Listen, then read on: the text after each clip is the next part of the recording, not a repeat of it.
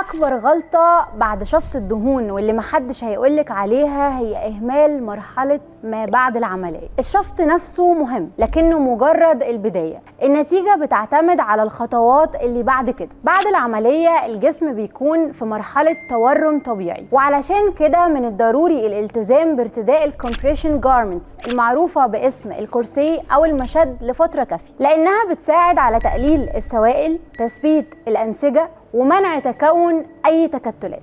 وهنا بيجي دور جلسات الليمفاتيك درينج اللي بتنشط الليمفاتيك سيستم وبتقوي الجلد، وبتساعد في تقليل التورم بنسبة تتراوح ما بين 20 ل 50%، وده طبعا بيساعد في الهيلينج بروسيس وبيحسن من مرونة وملمس الجلد.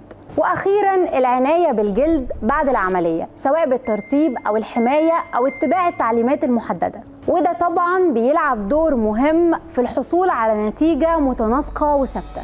المتابعة الدورية بعد العملية هي عنصر أساسي، لأنها بتمكننا من تعديل الخطة على حسب استجابة الجسم وتحقيق أفضل نتيجة ممكنة. وعايزة النتيجة المثالية بعد شفط الدهون؟ احنا هنا في دايموند اثيتكس علشانك وعلشان نمشي معاكي خطوة بخطوة لحد ما توصلي للشكل اللي بتحلمي بيه بطريقة آمنة.